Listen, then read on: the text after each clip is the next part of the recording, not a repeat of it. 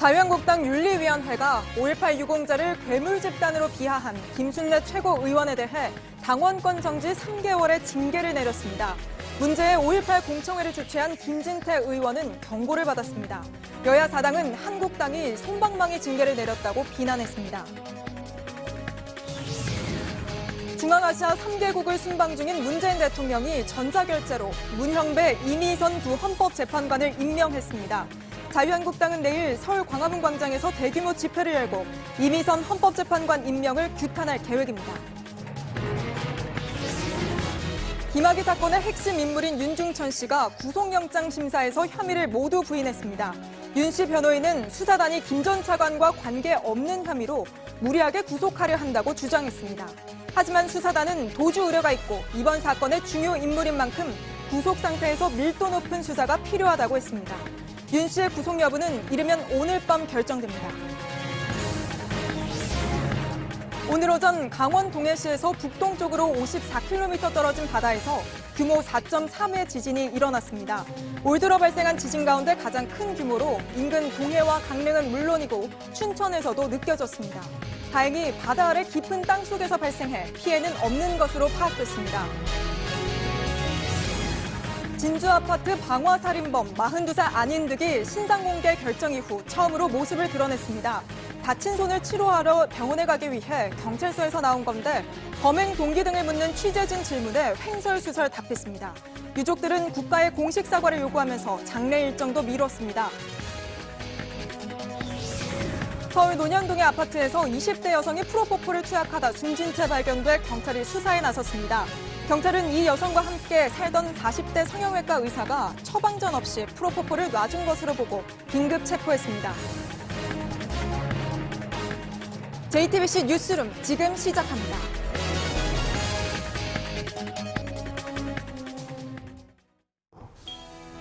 공기청정기가 도로 위로 내일을 바꾸는 현대수소 전기차. 자유한국당이 두 달여를 끌어온 5.18 망원 의원들에 대한 징계를 내렸습니다. 5.18 유가족을 괴물 집단이라고 한 김순례 의원에 대해서는 당원권 정지 3개월을 결정했고 지만원 씨를 불러 공청회를 연 김진태 의원은 경고를 받았습니다. 한국당에서 가장 낮은 수준의 징계입니다. 황교안 대표는 합당한 조치를 내리겠다고 거듭 밝혀왔는데 오늘은 이렇게 말했습니다. 국민들의 생각과 뜻, 또 상황, 우리 당 안에서의 여러 그동안의 변화, 당사자들의 모습들 이런 것들을 잘 종합해서 그렇게 판단을 한 것으로. 국민 생각을 반영했다지만 과연 국민들 눈높이에 맞는 결정인지를 놓고는 의견이 엇갈립니다. 강희연 기자입니다. 한국당 윤리위원회는 철저히 비공개였습니다. 기자들에게 장소도 알려주지 않았습니다. 비공개 회의 끝에 윤리위원회는 5.18 유공자를 비하한 김순례 의원에게는 당원권 정지 3개월, 행사를 주최하고 영상 축사를 한 김진태 의원에겐 경고를 결정했습니다. 5.18 공청회에서 망언으로 논란을 빚은 지 70일 만입니다. 한국당을 제외한 여야 4당은 솜방망이 처벌이라며 일제히 비판했습니다. 김진태, 김순례 의원에게 주는 공로 훈장에 불과합니다. 징계를 한 것인지 암말을 한 것인지 헷갈릴 지경입니다. 김순례 의원은 석 달간 당원권이 정지됐지만 최고위원직도 유지할 가능성이 큽니다. 규정을 잘 살펴보겠습니다. 지금 제가 알기로는 그렇게 되지는 않는 것으로 알고 있습니다.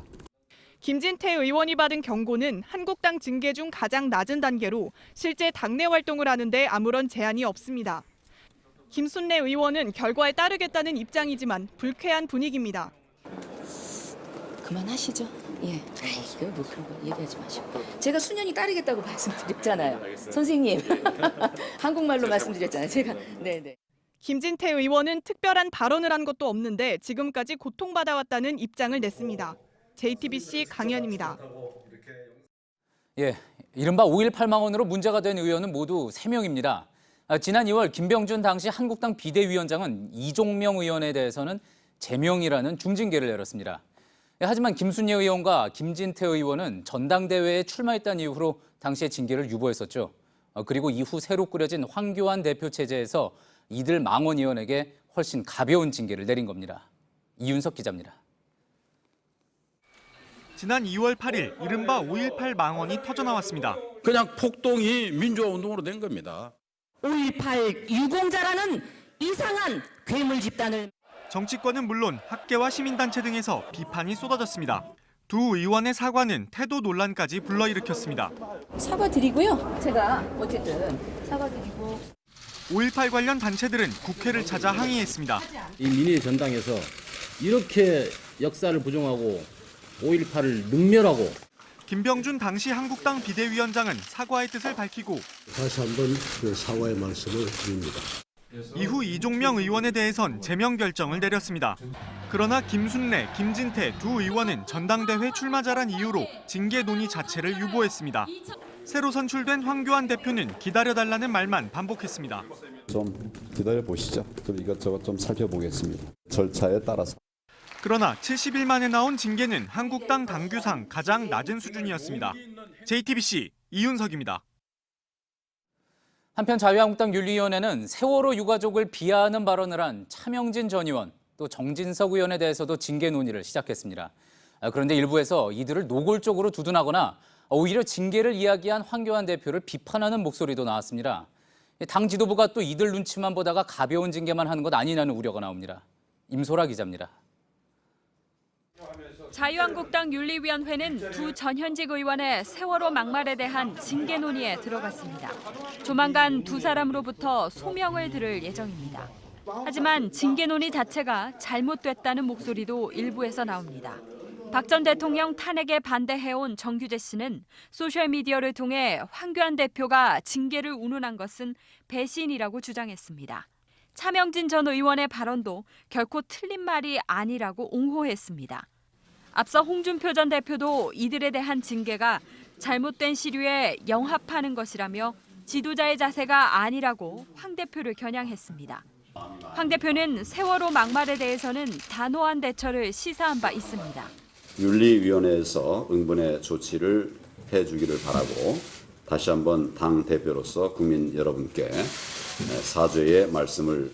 그러나 일부 지지층의 반발을 우려해 결국 5.18 망언에 대한 징계처럼 솜방망이에 그칠 거란 분석도 나옵니다.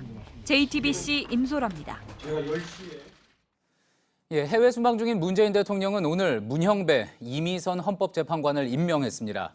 주식 논란이 불거진 이미선 재판관의 지명을 철회하라고 주장해온 자유한국당은 내일 규탄 집회를 열겠다고 했습니다. 서복현 기자입니다. 문재인 대통령은 중앙아시아 3개국 순방 중에 문형배 이미선 헌법재판관을 임명했습니다. 재판관으로 지명한 지 30일 만입니다. 청와대는 문 대통령이 헌법재판관의 공백을 하루라도 막기 위해 전자결제로 임명을 결재했다고 밝혔습니다. 전임자인 서기석, 조용호 재판관의 임기는 어제 끝났습니다. 문형배, 이미선 재판관은 국회의 인사청문 보고서 채택 없이 임명됐습니다. 주식투자 논란이 불거진 이미선 재판관의 청문 보고서를 놓고 여야가 부딪히다 결국 두 사람 다 채택이 무산된 겁니다. 청와대가 청문 보고서를 보내달라며 국회에 제시한 최종 시한은 어제까지였습니다. 자유한국당은 이미선 재판관의 주식 문제는 물론 이념 성향까지 지적하며 임명에 반발하고 있습니다.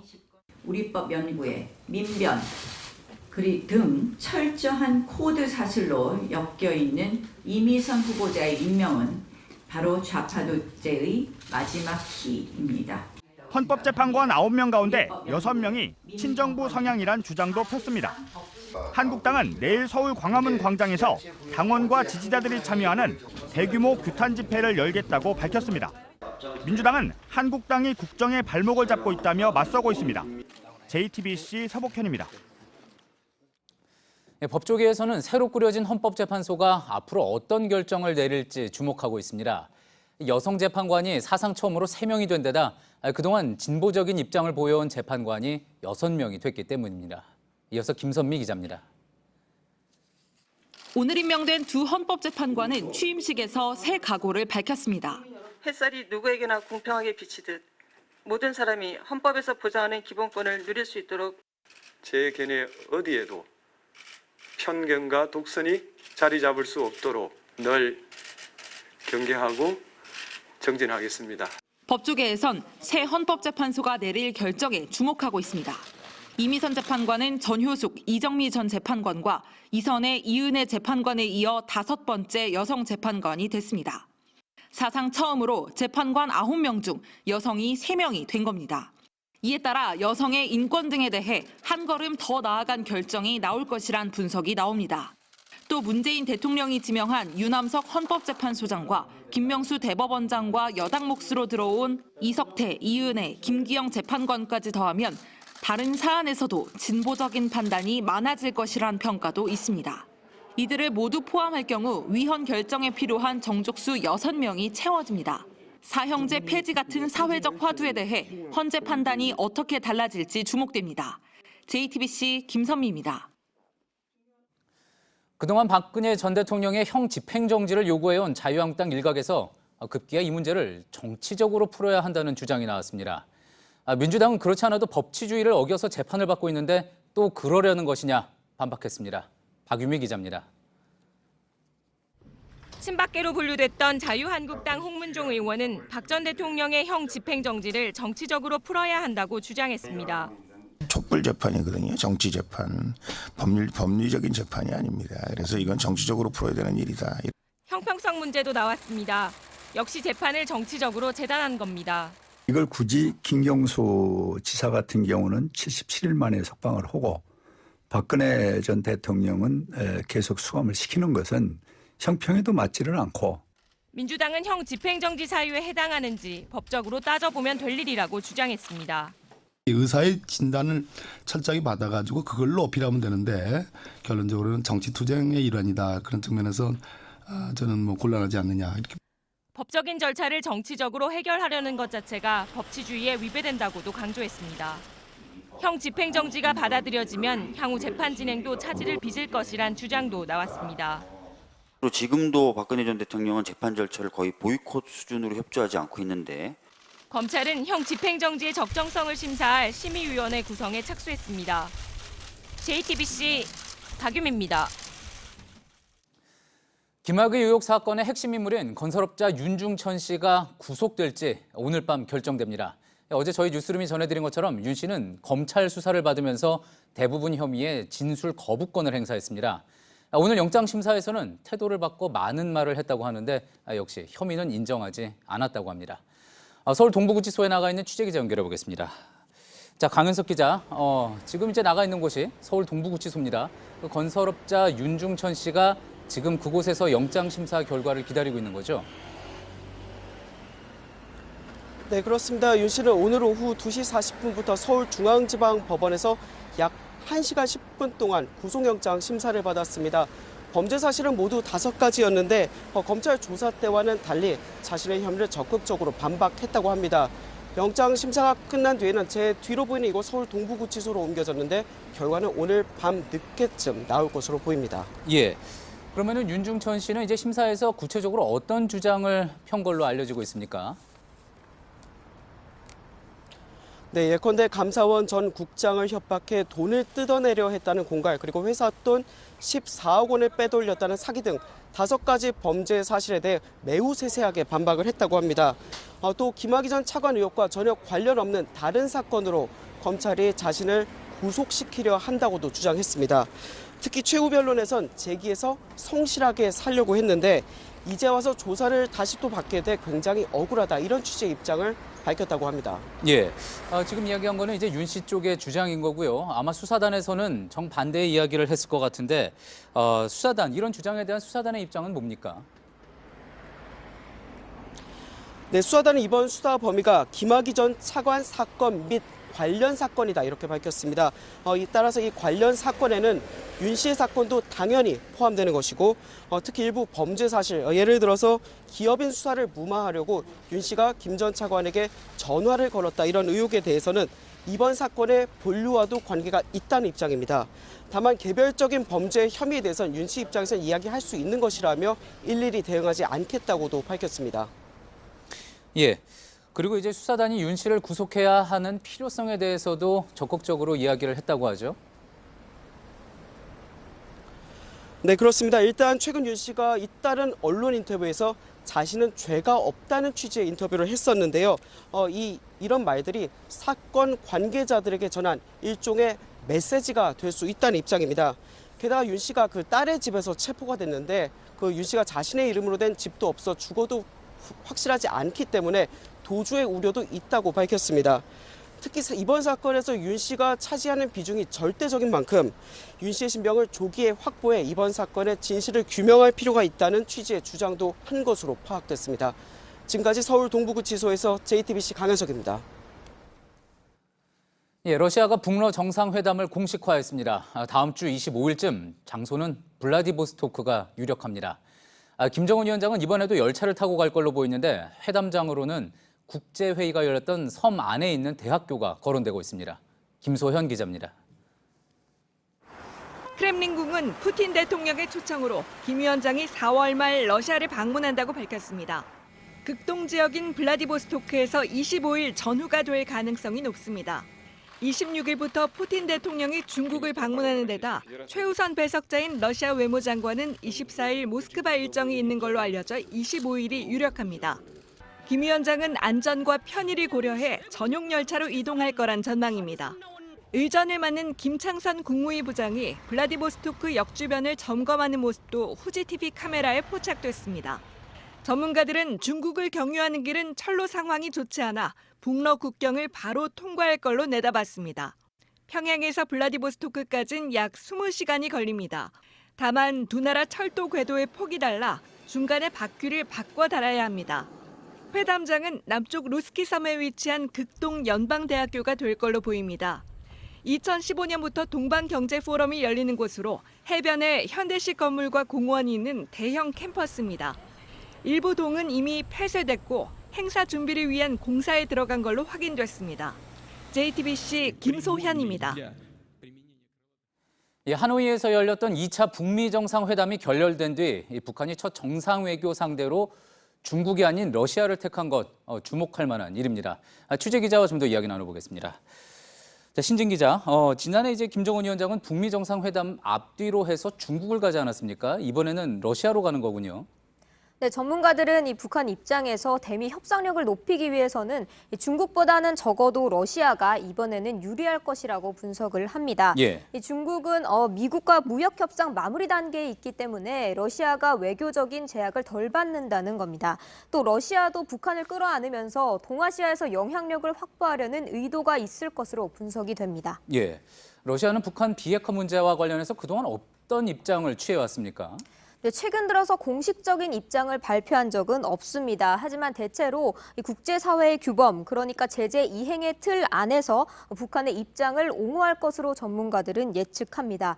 예를 들어서 한반도 비핵화에 대한 평화적인 해결이 중요하다는 점을 강조를 하면서 다만 쌍방간에 있어서 일방 강요는 안 된다 정도의 발언이 나올 수 있을 것으로 보입니다. 예. 아무래도 김정은 위원장의 주 관심사이기 때문에 이번에 북러 정상이 만나면은 제재를 완화하는 문제에 대해서도 논의를 하게 될 것 같은데 어떻습니까? 푸틴 대통령이 이 제재 완화 부분에 대해서도 입장을 내놓을 것 같습니까? 네, 북한이 바라는 바이기 때문에 언급은 있을 것으로 보입니다. 다만 러시아도 미국의 제재를 받는 입장이기 때문에 목소리를 높이기는 어려울 걸로 보입니다. 스티븐 비건 미국 국무부 대북정책 특별대표가 앞서 현지 시간 18일 러시아를 방문을 했습니다. 북러 정상회담을 앞두고 제재 이행을 당부했을 가능성이 높습니다. 예. 자, 제재 완화가 쉽지 않다면은 경제를 이제 살리는 것에 대해서 이야기를 하게 될 텐데 어떻습니까? 그러면은 북한과 러시아 사이의 경제 협력도 좀 논의가 될 가능성이 많겠군요. 네, 러시아에 파견된 이 북한 노동자의 송환을 비공식적으로 미루거나 쌀과 같은 식량을 지원하는 방안이 논의될 수 있습니다. 하지만 러시아의 경제 사정도 좋은 편은 아닙니다. 그리고 제재 틀 안에서 할 수 있는 일이 많지는 않기 때문에 두고 봐야 합니다. 예. 북한이 중국을 찾지는 않았지만 중국에 서한을 보냈다는 소식도 들어와 있네요. 그렇다면은 이제 러시아는 직접 찾아가고 또 중국에 서한을 보내고 이 북한이 전통적인 우방을 통한 외교전을 시작했다 이렇게 볼 수가 있겠습니까? 네, 북한 노동신문에 따르면 김정은 위원장이 가장 진실한 동지적 관계라는 내용의 서한을 시진핑 주석에게 보냈다고 밝혔습니다. 이 전문가들은 5월에서 6월 초, 그러니까 예상대로라면 북미 물밑 접촉이 재개되는 시점에 시진핑 주석의 평양 방문 가능성이 높다고 전망을 합니다. 예, 정치부 신진 기자였습니다. 우즈베키스탄을 방문 중인 문재인 대통령은 의회에서 연설을 했습니다. 한국 대통령으로서는 처음인데 한국에서 북한을 거쳐 우즈베키스탄까지 철도를 연결하자고 제안하기도 했습니다. 우즈베키스탄 현지에서 이서준 기자입니다. 우즈베키스탄 의회에서 문재인 대통령이 주로 강조한 것은 철도였습니다. 한국의 서울에서 철도를 통해 유라시아 대륙을 지나 멋진 타슈켄트 기차역에 내리는 꿈으로 이어졌습니다. 21세기 철의 실크로드, 철도를 통해 양국이 이어져 상생번영하는 꿈을 꾸었습니다. 우즈베키스탄까지 철도가 연결되려면 당연히 남북철도 연결이 먼저입니다.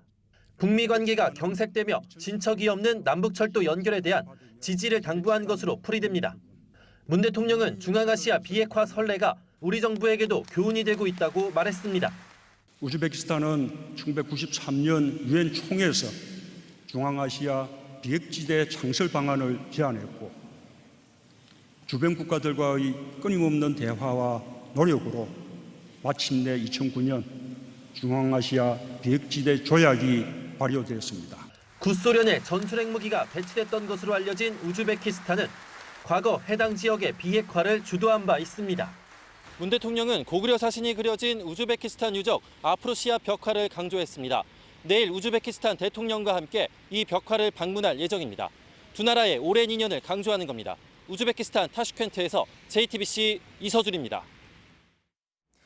오늘 오전 강원 동해시에서 북동쪽으로 50km 정도 떨어진 바다에서 규모 4.3의 지진이 일어났습니다. 건물이 흔들릴 정도로 심한 진동이 느껴졌다고 하는데요. 올해 발생한 지진 중 그리고 역대 강원 지역에서 일어난 지진 가운데 가장 큰 규모입니다. 그런데도 정부의 재난 문자는 한참 뒤에야 왔습니다. 강신우 기자입니다. 강원도 동해 시내를 비추고 있던 CCTV 카메라가 흔들립니다. 건물이 흔들릴 정도로 심한 진동을 느낀 시민들도 있었습니다. 산 정상에 나무가 흔들리는 모습도 포착됐습니다. 학교에선 학생들이 운동장으로 대피했습니다. 보건실 책상 밑에 숨어 있다가요. 지진 났다고 막 그러는 거예요. 그래가지고 운동장으로 대피했어요. 규모 4.3 지진은 오늘 오전 11시 16분 동해시에서 54km 떨어진 해역서 발생했습니다. 동해안 지역은 물론이고 진앙에서 200km 떨어진 춘천에서도 진동이 느껴질 정도였습니다. 지난 2월 포항 인근 해상서 발생했던 규모 4.1 지진보다도 더 컸습니다. 역대 강원도 해역에서 발생한 25차례 지진 가운데서도 가장 강했습니다. 119엔 100건이 넘는 문의 전화가 걸려왔습니다. 일부 시민들은 재난 문자가 늦게 왔다며 불안감을 감추지 못했습니다. 가장 빨랐던 삼척시가 11시 29분쯤 문자를 보냈고 고성군은 50분이 지나서야 재난 문자가 송출됐습니다. 재난 문자가 바로 보통 뭐 그러니까 몇 초를 이렇게 다투잖아요. 근데 안 오길래 이거 지진 진짜 맞는 건가? 왜 이렇게 늦지? 기상청은 바다에서 발생한 지진은 진앙이 육지에서 50km 이내에 있을 때만 즉시 재난 문자를 보내는 게 원칙이라고 설명했습니다. JTBC 강신우입니다. 진주 아파트 방화살인범 안인득이 얼굴과 이름, 신상 공개가 결정된 뒤 처음으로 모습을 드러냈습니다. 다친 손을 치료하러 병원에 가려고 경찰서에서 나온 건데 기자들 질문에 하루가 멀다 하고 불이익을 당해서 화가 났다. 자신이 억울하다 이렇게 대답을 해서 지켜보는 시민들도 분통을 터뜨렸습니다. 경찰에서도 오락가락 진술하고 있어서 수사도 제대로 이뤄지지 못하고 있습니다. 배승주 기자입니다. 짧게 자른 머리에 위아래 짙은 남색 옷을 입은 안인득의 표정은 무덤덤했습니다. 포승줄로 묶인 양손에 흰 뭉대가 감겨 있습니다. 범행 당일 양손에 흉기를 들고 휘두르다 다쳤는데 오늘 치료차 병원으로 가다 얼굴이 공개된 겁니다. 이 자리에서 안 씨는 피해자와 유족에게 짧게 사과했습니다. 죄송합니다. 죄송한 말씀드리고. 또 특정인을 노린 계획 범죄는 아니라고 답했습니다. 하지만 자신이 억울하다는 등 오늘도 횡설수설했습니다. 하루도 멀다 불이익을 당해오고 뭐 이러다 보면 화가 날 대로 나오고 봤더니 완전 미친 정신 나간 것들만 수두룩하다. 이를 지켜본 시민들은 분통을 터뜨렸습니다. 경찰 조사에서도 안 씨는 비슷한 답변을 늘어놓고 있습니다. 범행 동기와 사건 당일 동선 등에선 신빙성 있는 진술을 하지 않는 겁니다. 이 때문에 2명의 프로파일러를 투입했지만 수사는 진척이 별로 없는 상태입니다. 앞으로 검찰로 사건을 넘기기까지 일주일가량 남았습니다. 경찰은 아닌 듯의 진술이 계속 오락가락하고 있어 범행을 재현하는 현장 검증도 현재로선 실익이 없다고 판단하고 있습니다. JTBC 배승주입니다. 가족을 잃은 유가족들은 올해만 5차례 경찰에 신고했는데 국가가 손을 놓고 있었다며 공식 사과를 받을 때까지 장례도 미루기로 했습니다. 다시는 이런 일이 일어나지 않도록 대책도 마련하라고 했습니다. 김지성 기자입니다. 사건이 발생한 경남 진주시 아파트의 주민들은 올해만 5차례 안인득을 경찰에 신고했습니다. 이 중 4건은 안 씨의 위협에 시달리다 숨진 최양의 가족들이 한 신고였습니다. 신변 보호 요청을 했지만은 안타깝다, 도와줄 수 있는 게 없다고 하시면서 파출소에 갔는데 증거를 만들어 오라고 하신 거예요. 지난달엔 도로 한복판에서 망치로 난동을 부리는 등 안 씨의 폭력성은 점차 심해졌습니다. 가족들은 정신병원에 입원시키려 했지만 거절당했습니다. 경찰과 검찰, 지자체도 도움을 주지 않았습니다. 위임장을 받아오셔야 돼요. 그게 안 되니까 하는 말 아닙니까? 저희 절차가 그래요. 당초 오늘 오전 8시 30분 희생자 중 3명의 연결식이 열릴 예정이었습니다. 하지만 유족들은 발인을 1시간 앞두고 일정을 취소했습니다. 대신 국가기관에 공식 사과를 요구했습니다. 또 이 같은 일이 다시 일어나지 않도록 지금의 법과 제도를 손볼 것도 요구했습니다. 국가는 이를 인정하지 않고 공식적인 사과도 줬습니다. 국가기관의 확실한 대응과 향후 재발 대치 방책을 촉구하고 경찰은 뒤늦게 진상조사팀을 꾸려 신고 대응이 적절했는지 조사에 나섰습니다. JTBC 김지성입니다.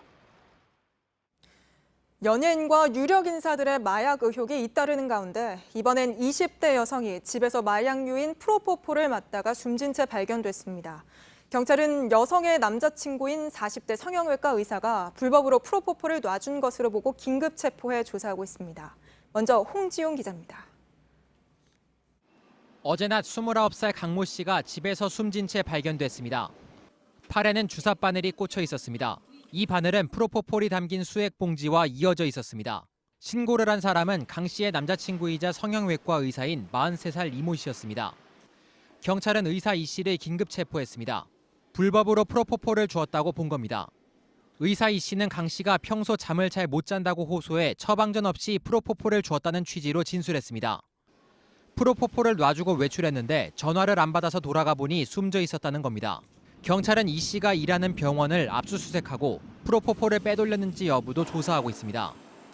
담당 보건소도 병원의 직원을 보내 프로포폴을 제대로 관리했는지 확인하고 있습니다. 경찰은 이 씨에 대해 마약류 관리법과 의료법 위반 혐의 등으로 구속영장을 신청했습니다.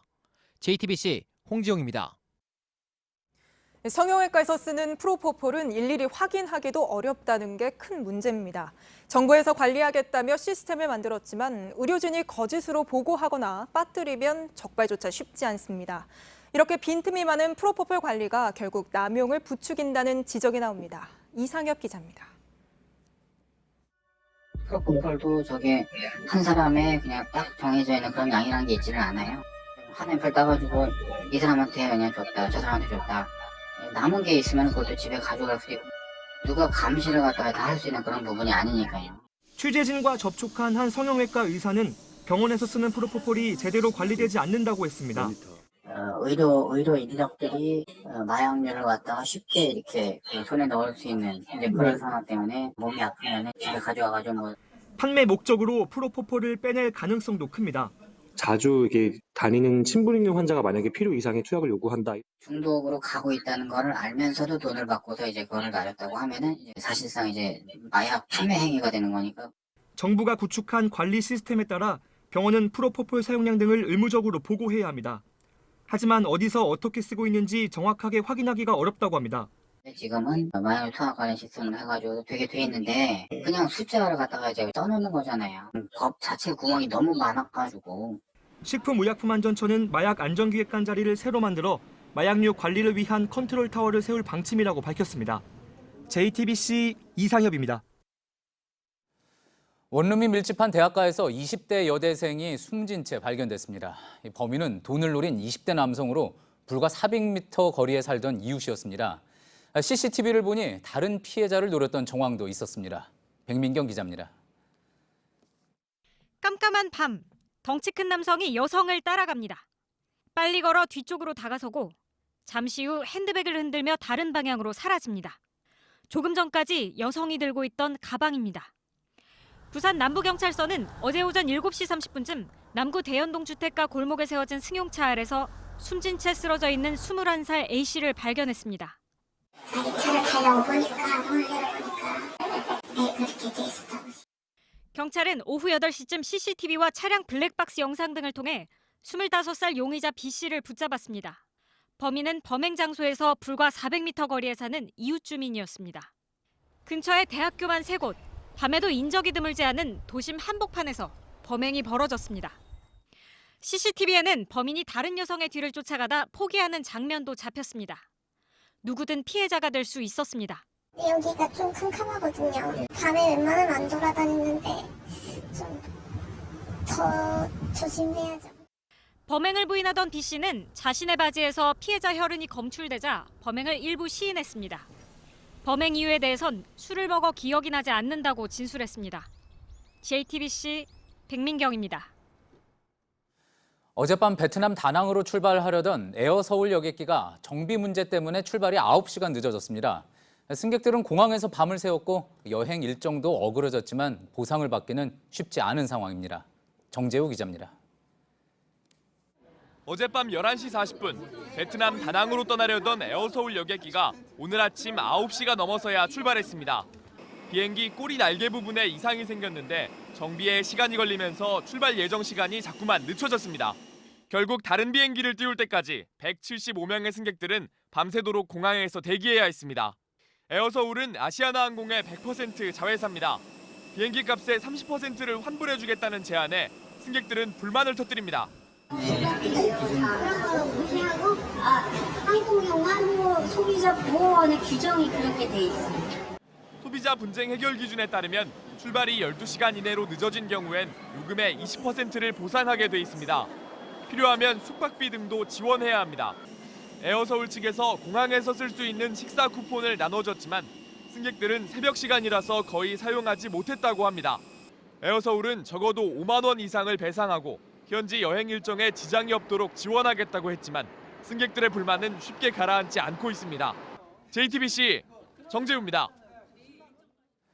해외 유명 브랜드의 이른바 짝퉁 옷을 5년간 40억 원어치나 만들어 판 업자들이 적발됐습니다.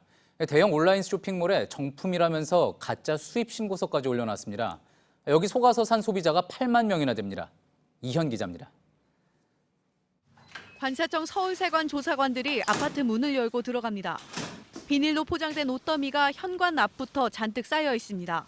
집안 곳곳에서 해외 캐주얼 브랜드인 폴로, 라코스테 상표를 붙인 티셔츠가 나옵니다. 모두 국내에서 만든 모조품 짝퉁입니다. 서울세관은 오늘 짝퉁 의류 9만 점을 만들어 판 일당 3명을 상표법 위반 등의 혐의로 검거했다고 밝혔습니다. 이들은 5년 전 국내에 짝퉁 옷을 만드는 공장을 차렸습니다. 판매 방식도 대담했습니다. 대형 온라인 쇼핑몰에서 위조된 수입 신고 필증까지 동원해 짝퉁 제품을 판 겁니다. 남미에서 생산된 정품을 대량으로 수입해 가격을 낮췄다며 소비자들을 속이기도 했습니다. 이렇게 판 옷은 40억 원어치, 정품 가격으로는 110억 원 상당입니다. 이들에게 속아 짝퉁을 산 소비자도 8만 명에 달합니다. 원단도 국내에서 생산된 원단이고 그다음 이 제품을 제조한 제조업자가 봉제 경력이 약 30년 정도 되는 베테랑이거든요. 퀄리티만으로는 이 제품이 진품인지 가품인지 사실 구별하기 어려우실 수도 있기 때문에 관세청은 수입 신고 필증이 위조됐는지 의심스러울 경우 세관 홈페이지에서 확인할 수 있다고 밝혔습니다. JTBC 이현입니다. 노트르담 대성당에 불이 난 지 나흘째입니다. 파리는 점점 안정을 찾아가고 있는데요. 이제 중요한 건 왜 불이 났는지 그리고 앞으로 어떻게 복원을 해나갈 건지를 논의하는 것이겠죠. 현장에서 취재하고 있는 김성탁 특파원을 연결합니다. 자, 김 특파원, 먼저 화재의 원인부터 알아보죠. 첨탑 보수 공사 과정에서 불이 났을 가능성이 높다는 이야기는 처음부터 나왔는데 좀 더 구체적인 내용이 나왔습니까? 네, 전기회로 과부하가 유력한 원인으로 꼽히고 있습니다. 첨탑 보수 공사를 위해 설치한 비계 쪽에 있는 건데요. 비계를 위아래로 오가는 엘리베이터에 전기를 공급하는 장치를 중심으로 조사가 이루어지고 있습니다. 비계를 설치한 회사 측은 하지만 비계 엘리베이터는 성당 건물에서 7, 8m 떨어져 있고 안전 규정도 모두 준수했다면서 전기회로 과부하 가능성을 부인했습니다. 대성당을 복구하기까지 시간이 걸릴 수밖에 없기 때문에 그 기간 동안 사용할 임시 성당을 세우자 이런 계획도 나왔다면서요. 네, 그렇습니다. 교회 당국과 프랑스 정부는 시민들이 기도를 하고 관광객을 맞을 임시 건물을 세우는 방안을 검토하고 있다고 밝혔습니다. 위치는 노트르담 종탑 앞 광장입니다. 노트르담 성당의 고위 성직자인 파트리크 쇼베 몬시뇰은 현지 방송 인터뷰에서 임시 성당 설치 방안에 파리 시장도 동의했다고 했습니다. 2011년 뉴질랜드에서 지진으로 크라이스트 처치 대성당이 무너졌을 때도 판자로 만든 임시 성당이 지어졌습니다. 대성당을 복원하는 방법도 매우 중요할 텐데 프랑스 안에서 의견이 갈리고 있다. 이런 이야기도 나오는군요. 성당 복원 방법을 놓고 프랑스가 분열하고 있다. 영국 파이낸셜 타임스가 이렇게 보도했습니다. 마크롱 정부는 첨탑을 국제 공모에 붙여서 현대적인 요소를 가미해 재건할 수 있다는 뜻을 밝혔는데요. 한쪽에선 첨탑 부분 소재를 화재에 취약한 참나무가 아니라 티타늄 등 현대적 소재로 바꿀 것을 제안했습니다. 또 일부는 중세적인 분위기를 그대로 간직해야 된다면서 현대적 복원 방식에 이의를 제기하고 있는 겁니다. 야당인 국민전선 측은 첨탑을 신소재로 복원하는 것은 프랑스 문화유산에 대한 모독이라며 반대했습니다. 네, 김특파원, 그럼 복원 기간은 얼마나 걸릴까요? 일단 마크롱 대통령이 밝힌 5년은 불가능하다는 게 대체적인 의견입니다. 영국 켄트대 에밀리 게리 교수는 외신 인터뷰에서 복원에 40년 정도가 걸릴 것이다. 빠르면 20년에도 될 수도 있지만 한 세대는 걸릴 것이라고 했습니다. 완전한 복원 전에 구조물 안전을 확인하고 성당 지붕 정도만 다시 만들어 대중에 공개하는 것도 빨라야 한 3년은 걸릴 것으로 대성당 측은 예상했습니다. 지금까지 파리에서 JTBC 김성탁입니다. 네, 노트르담 대성당이 불타는 걸 보면서 깜짝 놀란 다른 나라들이 문화재 보호에 특별히 신경 쓰는 모습입니다. 영국에선 웨스트민스터 궁 보수 작업을 1년 정도 앞당기자는 목소리가 나오고 있고 중국에서는 자금성 화재 예방을 위한 긴급회의가 열렸습니다. 어환희 기자입니다. 영국 상하원 의회가 열리는 웨스트민스터 궁은 2020년 중반 보수 작업이 시작될 예정입니다. 현재 일부 벽이 무너지는 등 안전을 위협할 정도로 낡은 상태입니다. 이달 초 브렉시트를 논의하던 중 천장에서 물이 새 의회가 중단되기도 했습니다. 대형 화재에 취약하다는 지적도 이어졌습니다. But that becomes seemingly all the more necessary, and all of those were relevant at Notre Dame. 노트르담 대성당 화재 이후 중국은 세계 문화유산인 자금성 화재 예방을 위해 긴급 대응회의를 열었습니다. 55가지 화재 대응 시나리오와 방제 시설 등을 점검했습니다. 성 베드로 두오모 성당 등 8만 5천 개가 넘는 성당이 있는 이탈리아는 화재 방지 특별 점검에 나섰습니다. 스페인도 역사유산위원회를 열고 문화재 안전 조치를 논의했습니다. 미국 뉴욕에서는 30대 남성이 휘발유통과 라이터를 들고 성 패트릭 대성당으로 들어가려다가 경찰에 체포되기도 했습니다. 세계 각국이 문화재 보호에 보다 신경을 곤두세우고 있습니다. JTBC 어환입니다. 지난 4일 강원도 고성에서 난 산불은 초기부터 발화 지점에 있는 전신주가 그 원인으로 지목됐습니다. 오늘 국과수가 내놓은 감정 결과도 크게 다르지 않았는데요. 피해 주민들은 전신주 관리를 제대로 못했다며 한전의 공식 사과와 또 보상을 요구하고 있습니다. 조승현 기자입니다. 늘어진 전깃줄이 강한 바람에 마구 흔들립니다. 순간 불꽃이 튀더니 금세 큰 불길로 변해 사방으로 번집니다. 산림 700헥타르를 잿더미로 만든 강원도 고성 산불의 발화 장면입니다. CCTV와 목격자 진술을 토대로 처음부터 도로변 전신주가 고성 산불의 원인으로 지목됐습니다. 경찰과 국과수는 문제의 전신주를 아예 뽑아내 정밀 감식을 벌여왔습니다. 산불 발생 보름 만에 국과수가 내놓은 감정 결과도 예상을 벗어나지 않았습니다. 전신주의 고압선과 개폐기를 연결하는 리드선이 끊어졌습니다. 강풍 등으로 오랜 시간 진동이 생겼고 반복적으로 굽혀지던 부분이 결국 끊어진 겁니다.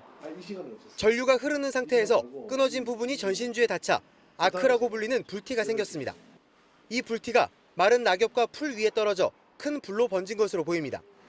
경찰은 전신주 설치와 관리 책임이 있는 한전 측 과실을 따지고 있습니다. 피해 주민들은 한전의 책임이 더욱 명백해졌다고 보고 있습니다. 그동안 보상 약속은커녕 기본적인 유감 표명조차 없다며 집단 소송에 나설 계획이라고 밝혔습니다. JTBC 조승현입니다. 내일 장애인의 날을 앞둔 가운데 장애 등급제를 둘러싼 논란이 뜨겁습니다. 정부는 장애를 등급으로 매기는 게 옳지 않다며 올해 7월부터 단계적으로 없애겠다고 했는데요. 장애인들은 충분한 예산부터 확보하지 않으면 지원이 줄어들지도 모른다고 우려하고 있습니다. 유정화 기자입니다.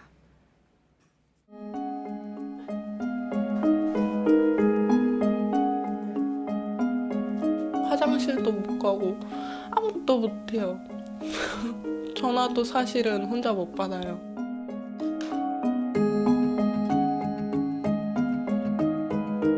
시간 더 받기 전에는 사실 한 끼밖에 못 먹었어요.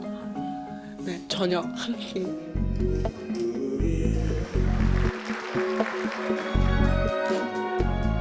장애인단체 총연맹.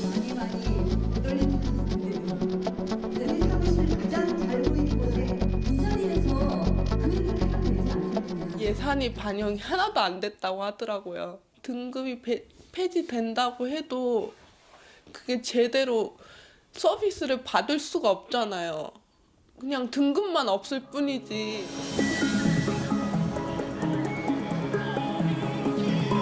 장애인들 진짜 빼줘라! 갖춰진 예산에서 누구는 올라가고 누구는 내려가니까 이 예산에 반영 없는 이런 조사표는 풍선 효과일 뿐이다. JTBC 유정화입니다. 미국 법무부가 트럼프 대통령의 러시아 스캔들 의혹을 조사한 400쪽이 넘는 특검 보고서를 공개했습니다. 이 보고서엔 트럼프 대통령이 강직한 로버트 뮬러가 특검에 임명되자 망했다며 큰 충격을 받는 상황까지 구체적으로 적혀 있습니다. 특검은 트럼프 대통령을 재판에 넘길 정도는 아니지만 혐의가 없는 건 또 아니라고 판단했습니다. 트럼프 대통령은 미국 드라마 왕좌의 게임 패러디 포스터를 올리면서 게임이 끝났다고 했지만 민주당은 이제 시작이라며 추가 공세를 예고했습니다. 정효식 특파원입니다. 특검은 보고서에서 트럼프 대통령의 10가지 사법방해 시도 의혹을 적시했습니다. 가장 눈에 띄는 건 뮬러 특검의 해임을 시도한 겁니다. 트럼프 대통령은 특별검사에 뮬러가 임명된 직후 내 대통령직은 끝장났다, 망했다며 털썩 주저앉을 만큼 충격을 받았다고 했습니다. 직후부터 뮬러를 해임하라고 백악관 법률 고문에게 수차례 지시합니다. 트럼프 골프클럽의 회원인 뮬러가 해비에 대해 문제를 제기한 적이 있다며 이해관계 충돌로 몰아간 겁니다. 특검 대상을 러시아에 한정해 사법방해 혐의를 다루지 않도록 수사 축소도 지시했습니다. 장남 트럼프 주니어가 힐러리의 부정적 정보를 얻기 위해 러시아 인사와 해동한 이메일 증거의 공개도 막으려고 했습니다. 민주당은 트럼프가 수사를 방해했다는 실질적 증거라며 일각에선 탄핵 증거로 충분하다고 압박했습니다. 특검 보고서에 트럼프 대통령을 처벌할 스모킹건은 없었지만 민주당이 사법방해 의혹을 정조준하면서 2020년 대선 전엔 큰 변수가 될 것이란 분석도 나옵니다. 워싱턴에서 JTBC 정효식입니다. 전두환 씨의 연희동 집을 처분하는 것과 관련해 법원이 집을 지방자치단체에 넘기는 기부 체납으로 해결해보라고 검찰과 전 씨 측에 요청했습니다. 검찰은 전 씨가 내지 않은 1,000억 원대 추징금을 받아내기 위해 연희동 집 압류 절차를 진행하고 있는데 재판부가 압류한 뒤 매각하기보다는 전 씨가 약속했던 기부 체납으로 해결해보라고 권고한 겁니다. 앞서 지난 2013년 전 씨의 장남 재국 씨는 검찰에 각서를 내면서 기부 체납을 할 테니 전 씨 부부가 이곳에서 여생을 보낼 수 있게 해달라고 한 것으로 알려졌습니다. 암을 유발하는 유해 성분이 든 베트남산 차를 다이어트 효과가 있는 천연차라고 속여판 일당이 무더기로 적발됐습니다. 서울시 민생사법경찰단은 베트남산 차 바이엔티를 허가나 신고 없이 판 혐의로 11개 업체 15명을 붙잡았습니다. 이 차에는 뇌졸중을 이유로 국제적으로 사용이 금지된 약물과 발암물질이 들어있었는데 블로그 등을 통해 약 2억 6천만 원어치가 팔려나간 것으로 조사됐습니다. 똑같은 미세먼지를 마셔도 복부 내장 비만이 있는 사람은 고혈압 위험이 더 크다는 연구 결과가 나왔습니다. 서울대병원 연구팀은 이런 연구 결과를 발표하면서 미세먼지와 내장 지방 세포가 만나 염증 반응이 일어나면 고혈압 위험이 커질 수 있다고 설명했습니다. 새 앨범을 낸 방탄소년단이 3건의 기네스 신기록을 세웠습니다. 신곡 작은 것들을 위한 시 비디오가 24시간 동안 가장 많이 본 유튜브 비디오와 뮤직비디오, 그리고 K-팝 가운데 24시간 동안 가장 많이 본 유튜브 뮤직비디오 등 모두 3가지 부분에서 기네스 세계 기록을 갈아친 겁니다. 앞서 방탄소년단이 지난 10일 공개한 이 비디오는 24시간 만에 7,460만 건의 조회수를 기록한 바 있습니다.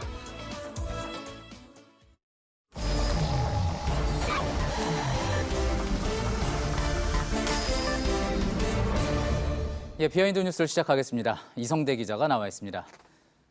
첫 번째 키워드 볼까요? 네, 첫 번째 키워드 보겠습니다. 네, 이승만 사라졌다.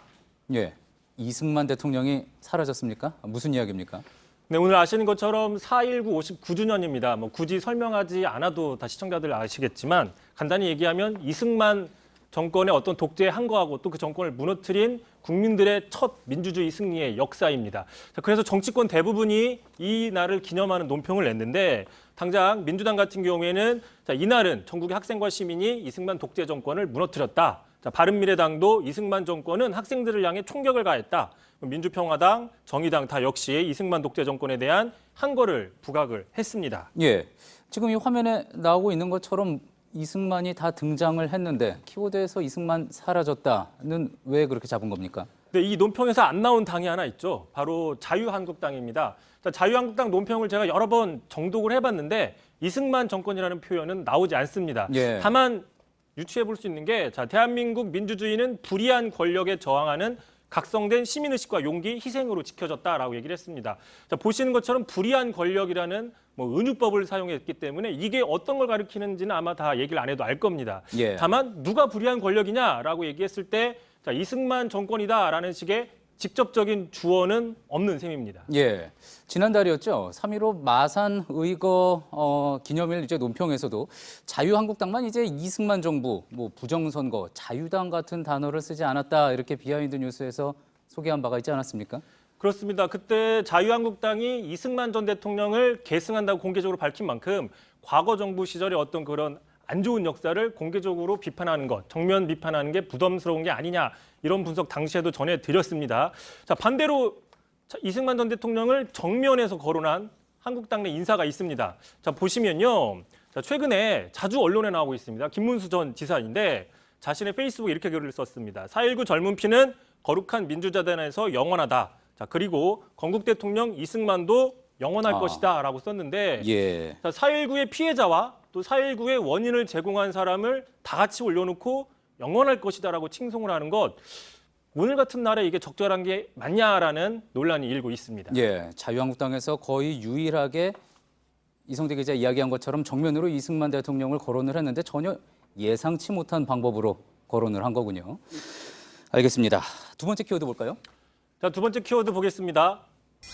자, 아프리카보다 높다. 예, 아프리카와 무엇을 비교한 겁니까? 네, 우선 최근 야당에서는 지금 문재인 정권이 언론 자유를 탄압하고 있다 이렇게 대대적으로 공세를 펼치고 있는데 먼저 한번 들어보시죠. 자유 언론과 표현의 자유를 겁박하고 탄압하는 공포 정치에 대해서 한 말씀 드리겠습니다. 이렇듯 민주당이 벌이고 있는 고발 정치는 내년 총선을 겨냥하여 포갑적 모든 언론을 길들이고자 하는 것이 아닌가.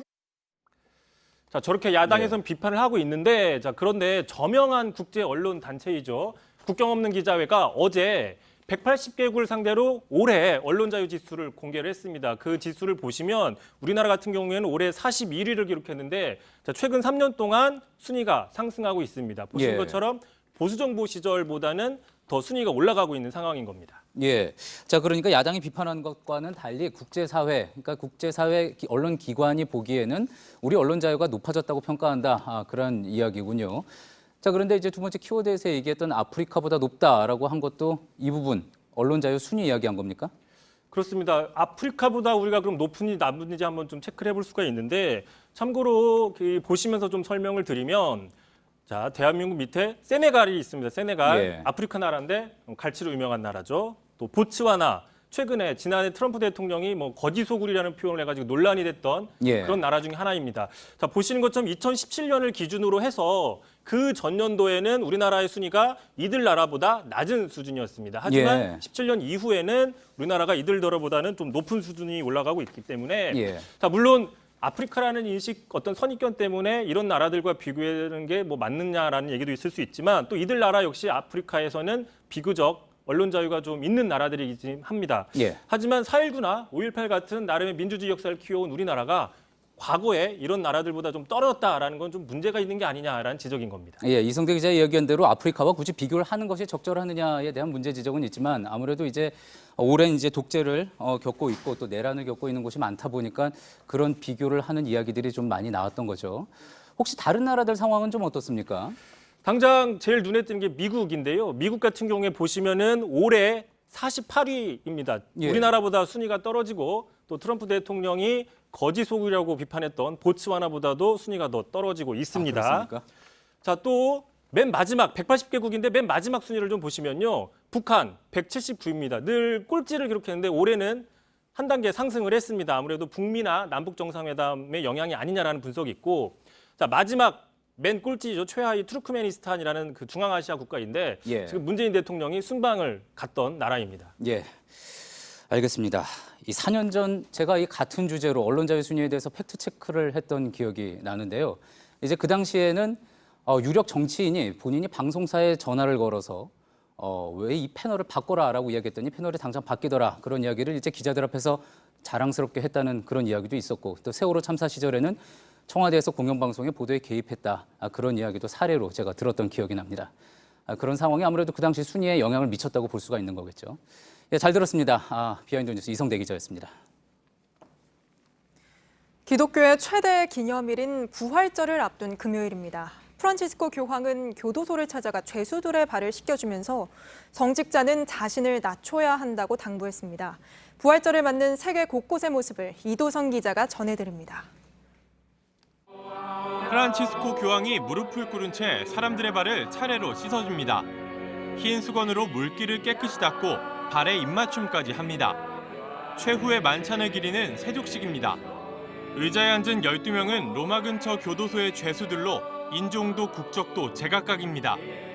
교황은 낮은 자리에서 소외된 사람들을 챙겨야 한다는 소신을 여러 차례 밝혔는데 성당에서 사제들의 발을 씻는 대신 해마다 교도소와 난민센터, 요양원을 찾았습니다.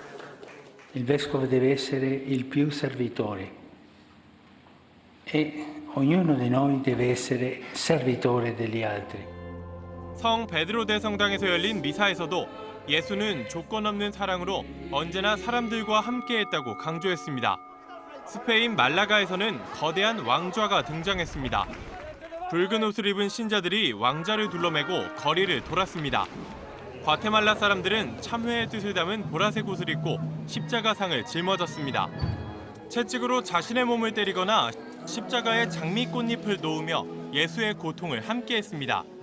저마다 모습은 달랐지만 겸허하게 자신을 낮추고 주변을 돌아봤습니다. JTBC 이도성입니다. 토요일인 내일은 전국의 낮 최고 기온이 20도 안팎을 보이는 가운데 오후부터는 구름이 많아지겠습니다. 내일 밤부터 모레 새벽까지 경기 북부지방과 강원 영서지방엔 5mm 미만의 비가 내릴 거란 예보입니다. 주말 내내 전국 대부분 지역에서 낮과 밤의 일교차가 10도 이상 벌어져 건강관리에도 유의하셔야겠습니다. 오늘 뉴스가 끝난 뒤 소셜 라이브에선 진주 방화 살인 사건을 취재한 기자들과 함께 사건에 대해 좀 더 이야기 나눠보겠습니다. 예, 저희가 오늘 준비한 소식은 여기까지입니다. 시청해주신 여러분 고맙습니다.